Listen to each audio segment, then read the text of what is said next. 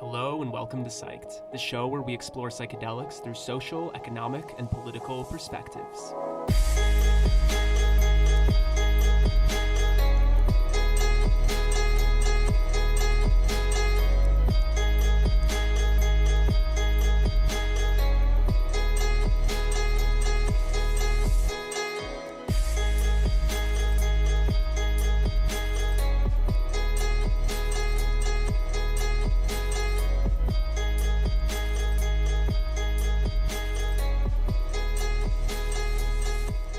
Our next speaker, we have a healer who has actually personally worked with one of the team members that we have with their family. So really grateful for his work, and introducing Tyler Fink, who will be speaking on transforming the shadow, a personalized journey through addiction recovery and the integration process. Through his own pursuit of recovery during a 12-year opiate addiction, Tyler has explored many conventional and alternative modalities of recovery. However, it wasn't until Tyler found the therapeutic use of psychedelic medicines that he was able to fully work through and reconstruct an entirely new relationship with his addiction and his life. For the last 6 years, Tyler has passionately explored psychedelic methods. During this time, Tyler earned a bachelor's degree in psychology, worked for 2 different ibogaine centers, consulted for an ibogaine aftercare facility, and began working as an addiction recovery and psychedelic integration coach. In line with the transformational work, Tyler also facilitates sound healing experiences and co-facilitates men's talking circles. Tyler earned a certification in transformational recovery coaching through the company Being True to You. Tyler, thank you so much for joining us and welcome to Psyched. Yeah, it's so good to be here. Thank you so much for the introduction and just for all the work that everyone has done in making this happen and putting it together, especially just in the times that we're in. Having these virtual conferences have been just absolutely key and just incredible in keeping everybody connected. And with that, I'm just going to pull up my PowerPoint here.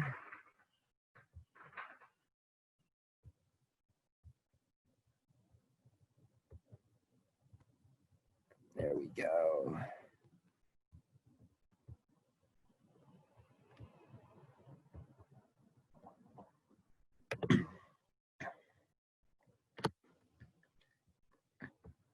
All right.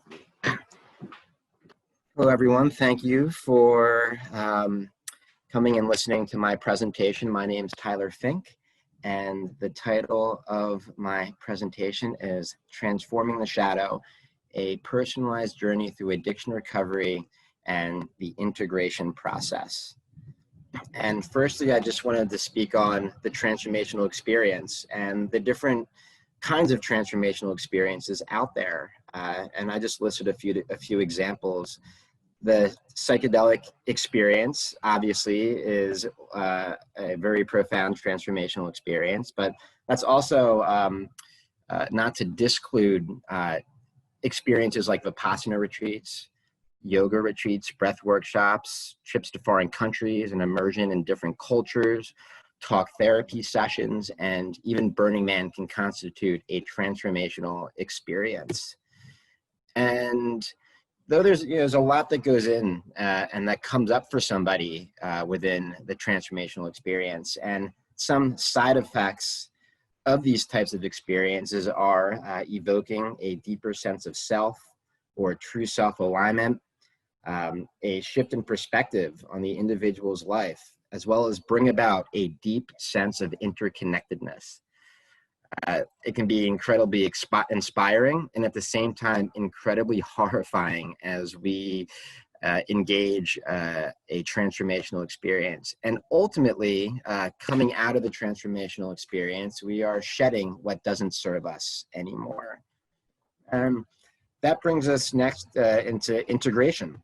And within the transformational pathway, the integration process is just so important. It's almost as important as the experience itself. And just in my experience working in this field of addiction recovery and psychedelic integration coaching, it's the most underrated and overlooked component of this pathway. And the integration process is a very personal relationship one builds, and it can be, you can talk to 10 different people and get 10 different definitions or understandings of what integration is. And to me, what integration means really is just to unify with or to become one with the teachings. And that makes me think a bit on our Western society and how it's set up as in an anti-integrative paradigm. So, we're conditioned to think about 1,000 things at once. Our mind is fractured into a plethora of different worries and concerns, making it really difficult for somebody to integrate their transformational experience when coming back into their day-to-day life. And that then makes me think about indigenous societies and how these indigenous societies down in Peru, utilizing ayahuasca as a sacrament for their spiritual and religious beliefs, or the Bwiti in Gabon, Africa, who utilize iboga, and the reverence that they hold for these medicines through the millennia of engagement and utilization of these medicines. And with that, these indigenous societies have the integration organically woven into factions of their society already. And, when someone's coming back into the Western paradigm after a transformational experience, is how difficult it can be, and how this transition back to the day-to-day life can resurface a lot of old habitual programming and stressors. And that's also to keep in mind that though there can be really profound and clear insights that come through during the experience, sometimes there's more subtle insights or embodiments that people feel that can arise weeks and even months after the transformational or psychedelic experience. And that then brings us to the different levels of integration. So there's so many tools and so many ways to go about integration. I thought it might be a little bit more clear through the simplification of talking about a couple different levels. So level 1 integration, I like to call landing. And these are tools like flotation tanks, acupuncture, massage, getting into nature, integration circles. And as the transformational experience can really like jazz us up, and we can be really, really high in that bliss state, or even really kind of low, just through the grueling component of facing our shadow and walking through the trenches, if you will, can be really daunting and quite difficult to just incorporate our normal day-to-day routines directly following a transformational experience. So the level 1, these tools are just are held just to help us land back into our day-to-day life. That brings us to level 2, which is the practice. And this is really where the work is done. This is the journaling, the meditation, mindfulness exercises, yoga, nutrition, creating an altar or different rituals around our day, ultimately to leave breadcrumbs or provide portals back to the experience. And as far as personalizing integration goes, there is really no one-size-fits-all integration pathway. It's unique to the individual. And again, it's a very intimate process. And though the integration process is personalized and uniquely curated, I have noticed that there are some underlying universal, consistent practices that people can engage in that seem to really bring about a lot of benefit and clarity. And I know, this is a bit of a buzzword nowadays, but mindfulness practices can just be really, really powerful. For example, really going inward and, pinpointing visceral sensations in our body and locating them and relating them to an emotional experience or to an emotion that we're feeling. Does anger hit me in the liver, or does it hit me in the chest? Does my relationship with a friend, where does that hit me in the body? What's the sensation? These styles of mindfulness practices, what they do is they build a new dialogue with the self, and we start having a very different type of conversation, with our internal state. And again, healthy routines and rituals, I found to be really, really powerful. Just the inertia that is carried behind ritual, whether it just be something like burning sage before we meditate, or saying a little gratitude prayer before we go to bed at night. These types of routines and rituals, through consistency, start to habituate our psyche to really absorb and take in, our process a lot more deeply. And with consistency, that's, accountability is incredibly important. And there's personal accountability, just the agreements that we make with ourselves in keeping attuned to the integration work that we have laid out for us following a transformational experience. And there's also working with an experienced coach or therapist that know the psychedelic and transformational space really well. And this also brings an accountability in for the individual outside of just the personal accountability. Someone else that can hold them to the agreements that they make and the contracts that they make with themselves in their integration process. And that brings us to addiction. And just like the integration process, integration personalized, and one's understanding of addiction, recovery, and sobriety can vary greatly. It's a very personal and intimate relationship one has with their addiction, and really understanding there's no right or wrong way, and that everyone has their own process. I'm a big advocate of, if something's working for you, then keep doing that.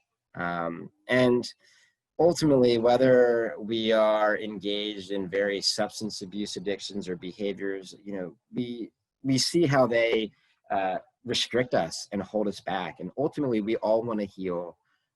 We all want to fully embody our true nature, and we really are all in this together. And I'm a big advocate of inclusivity and not exclusivity.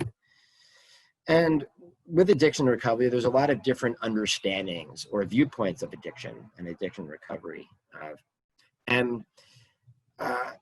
So we have things like the disease model. We have 12 steps. We have smart recovery, refuge recovery, complete abstinence. We have medical detox with pharmaceuticals. We have psychedelic therapies and psychedelic detox.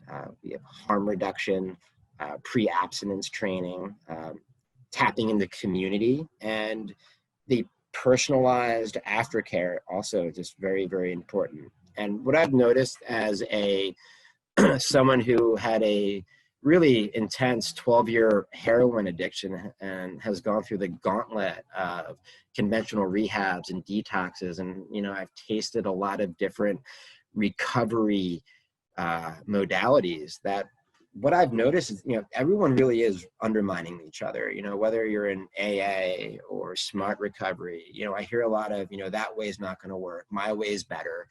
And it really is this separation of different recovery pathways that, is making it really difficult for us all to unite and come together and really to cultivate a new paradigm of addiction recovery as we create a more powerful, united front, supporting each other through our healing pathways. And that's really what it's all about, is coming together and supporting one another.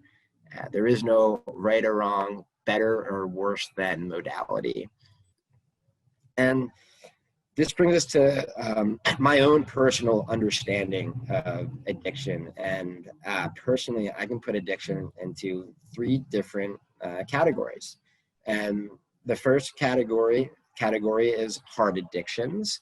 And within these hard addictions, we find opiates, methamphetamine, alcohol, crack cocaine, benzodiazepines, the obvious substances.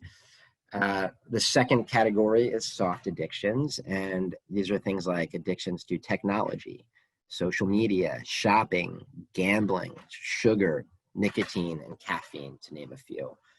And then there's a third category that I put addiction under, and I personally call these subtle addictions. And these subtle addictions are more addictions to thought. So things like addiction to control, addiction to our emotions, addiction to stress and drama, addiction to our story. Really looking at depression, anxiety, and PTSD having really strong undertones of addiction wrapped around them. And I do want to note that just because, you know, I'm talking about subtle addictions and hard addictions, it doesn't make any style of addiction any easier or harder to work through. And what I've noticed is that some of these more subtle addictions can be a lot more difficult to work through, because with a hard addiction, like an opiate, you have a very tangible, identifiable source that's immediately affecting somebody's life. And if you get rid of the opiate, a person's life is going to change drastically. And with these more subtle addictions, these addictions to thought, it can be a lot more difficult to identify a source, and making, you know, those loops in our head start to really spin around, like, what's wrong with me? You know, like, why am I this way? And they have nothing to really like relate their addictive tendencies to. So because of this more vague source, these subtle addictions can actually be a lot more daunting and difficult to work through for the individual. And then addiction at its core, and I can personally break up addiction into 3 different layers, the 3 layers of addiction, I like to call them. So on the surface, we have layer 1, and it's the addiction itself.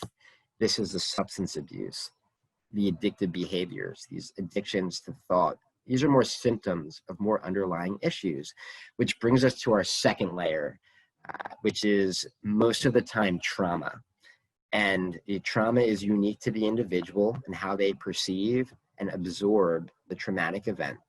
And this brings us to a third layer, layer 3, which in this layer, I feel like it is more universally innate and evolutionarily ingrained in all of us. And it's this deep fear of rejection, judgment, and not being enough. And I say evolutionarily ingrained because I think back millennia ago to hunter-gatherer societies that were collectivist societies who would come together and help each other build their structures and take down the woolly mammoth to feed each other. And if somebody got rejected from the society back then, they would die.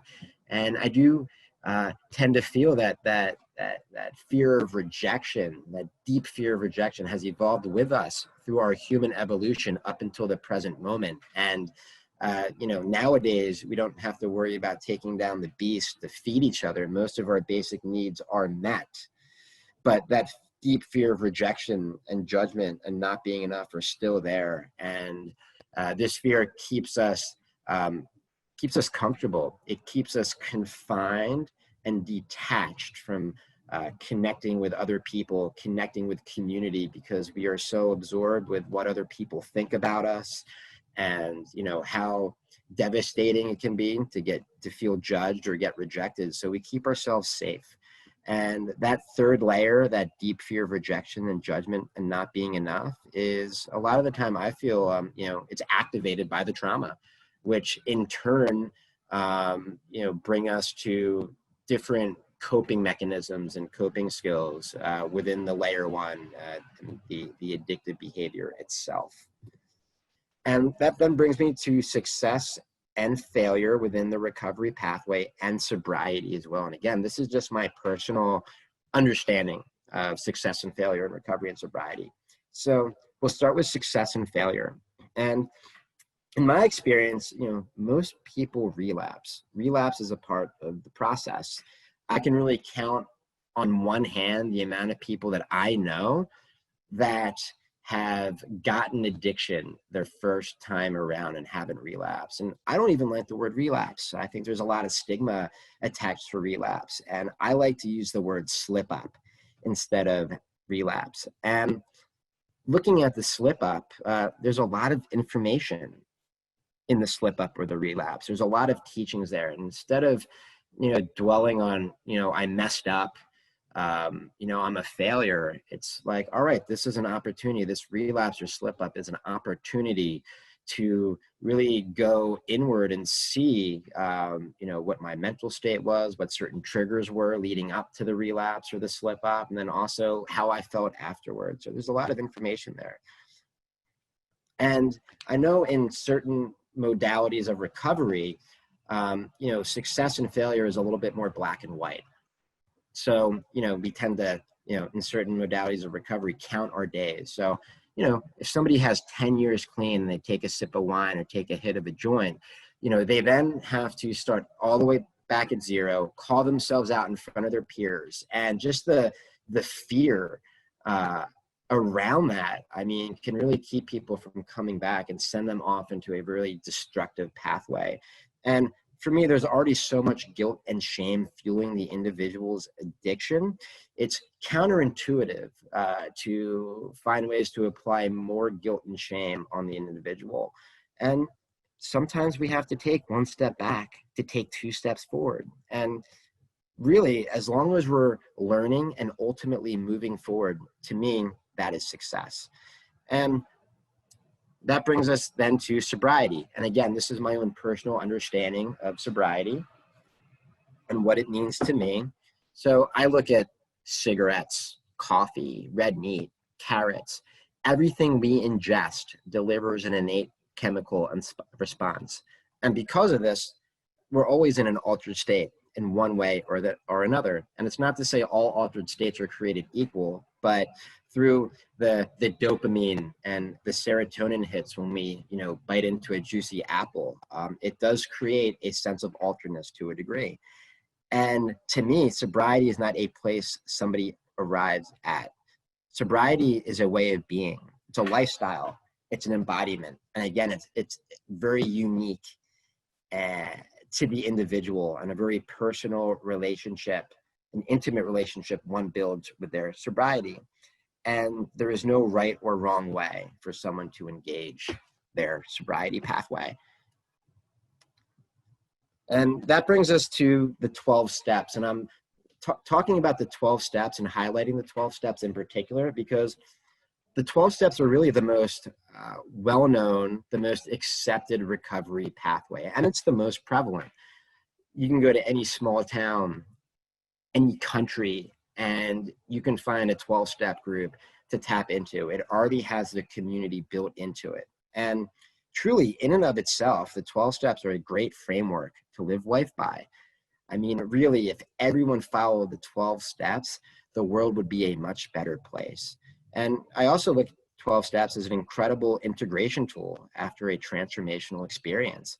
And really, it's just the dogma and fundamentalism that make the 12 steps messy for a lot of people. And it is an exclusive pathway. There are very particular stipulations one needs to abide by to be a part of the 12-step community.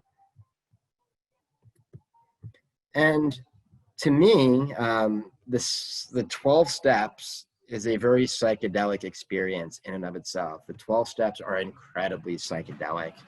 So step one, admit you're powerless over your addiction. This is like surrendering to the medicine when approaching the psychedelic experience, getting out of your own way.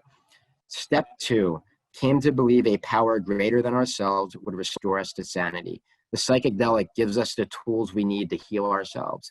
We realize that we are that greater power because we are all gods. Step four, made a searching and fearless moral inventory of ourselves. This is the peak of the psychedelic experience, the insights that come through, the embodiments, the realizations and unveiling of the shadow. Step five, admitted to God, to ourselves, and to another human being the exact nature of our wrongs. As we are unraveling our shadow and observing the teachings of the psychedelics, we are doing so in front of ourselves and in the presence of the energetics and personality of the psychedelic medicine. Step 8 and 9, made a list of persons we have harmed and made direct amends. This is the integration work that unfolds after the experience, which can last months and even years. Step 10 and 11, continue to take personal inventory and promptly admit when we are wrong. Sought through prayer and meditation to improve our conscious contact with God as we understood it. Again, this is the integration work. You get out of it what you put in. And that brings us to step 12, having a spiritual awakening as a result of working the steps and practice these principles in all of our affairs. After one goes through an intentional journey with psychedelic medicines, much of the time a spiritual awakening happens. Our perspective on life shifts and we become softer, more in flow, and realize how interconnected everything is. With these new understandings, we begin to cultivate a deep, innate desire to help others and make the world a better place. As an old teacher of mine once said, be the prayer. I did want to touch a little bit on the company that I work for, Being True to You. And our company has been around for a little bit over 10 years, and we are a psychedelic integration and addiction recovery coaching company. And we are a virtual company. And the way that I really look at us is we are a community of life coaches with an emphasis on addiction recovery and well inclined towards the psychedelic or transformational space. We provide individual coaching, integrated workbooks, recovery courses, and weekly group calls. And for our clients, everything is done through the platform Zoom.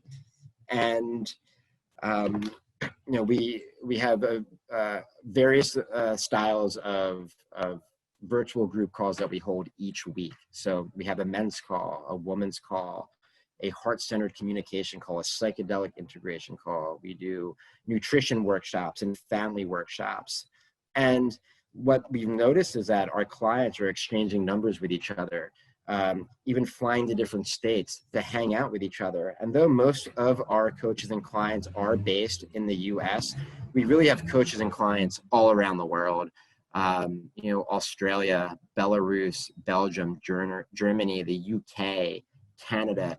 It really is this virtual community that's growing and being cultivated within the country. And as I was speaking earlier in the presentation around the indigenous societies and the reverence that they hold for these medicines and how they have this cradle of integration organically woven into factions of their society already, I really look at Being True to You as acting as that cradle of integration for people coming out of deep healing ceremonies and coming back into their day-to-day Western lives and being caught by being true to you and helping support them through community and individual coaching and accountability as they work through their integration and healing process. And because of the virtual component of Being True to You, we provide easy access to a community of like-minded people seeking the same alternative modalities of healing for similar issues. And we do look at addiction through a broader lens, as I was speaking a little bit on earlier, looking at depression, anxiety, and PTSD having really strong undertones of addiction wrapped around them. Some clients of ours aren't necessarily looking for coaching around hard addictions, but more psycho-spiritual experiences or personal optimization and spiritual growth. And what I've noticed when people are looking for more psycho-spiritual coaching and personal optimization, it's these more subtle addictions, these addictions to thought that really keep people, keep people from transcending to that next density of growth through the stories that they tell themselves, through the way that their emotions rule them. And it's really interesting to see how, these psychedelic experiences can really bring about a lot of clarity to what some of these more subtle addictions are. And personally, as I talk about subtle addictions, I also wanted to mention that I look at everybody as being hooked by addiction in one way or the other. It just takes hold of people differently. Our company provides a 5-month training to all of our coaches to become certified as transformational recovery coaches. And again, the name of the company is Being True to You, and you can find them at beingtruetoyou.com.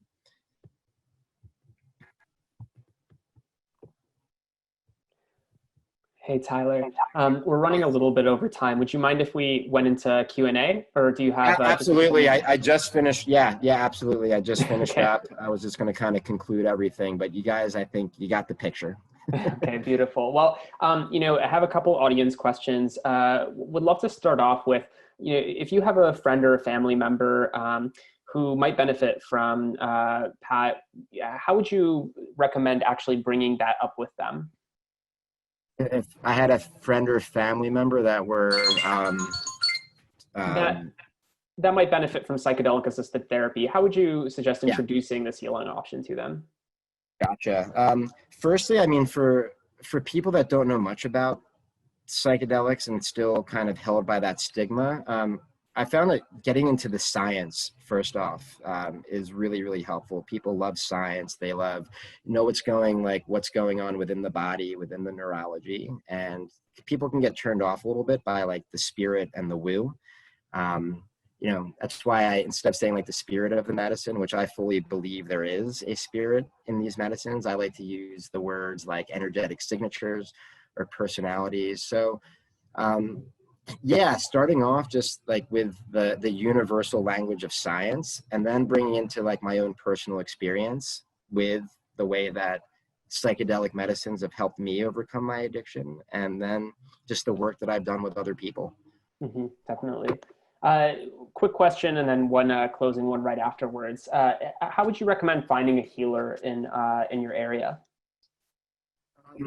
So, I mean, social media is one way to go, though I know it can be kind of dicey going through that outlet. And just because the nature of these types of therapies are still illegal, going on different websites through Google searches and finding, I know like maps and certain, organizations have directories of different doctors and clinicians that are associated with the work that they are doing is another way to, find support. Gotcha. And lastly, I think one of the biggest criticisms of the 12-step program has been its reliance on either a higher power or a god or a spiritual energy of some sort. I was wondering if there's, any sort of modification that can be made to that practice that is, I guess, more inviting to individuals who are atheists and maybe even have trauma related to religious upbringings, but still suffer from things like addiction. Great question. So to me, I look at religion and spirituality. They provide context for us to draw meaning from our lives, our individual lives, and the collective. And whether someone is religious or spiritual, or someone's a like reductionist, materialistic minded, scientific individual in that way,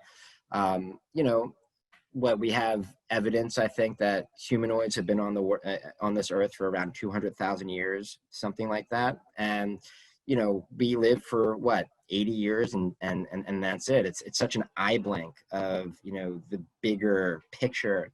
And, if everything does happen at random, all these different variables had to come together perfectly and so succinctly to birth us into this world. Like, what a beautiful gift that is. And since we only have such an eye blink, we have such an eye blink of time to make a difference and live this life. And, the gift of the, and the gift of just things coming together at random. I mean, people extract a lot of meaning through that context as well, which is a belief structure and can be really powerful. Definitely. Well, thank you so much, Tyler. We really appreciate the time and all the perspectives, and looking forward to talking more soon. Thank you so much, man. Much love to you guys, and very grateful that this conference exists. Yeah, thanks. We'll talk to you soon. Bye-bye. Take care.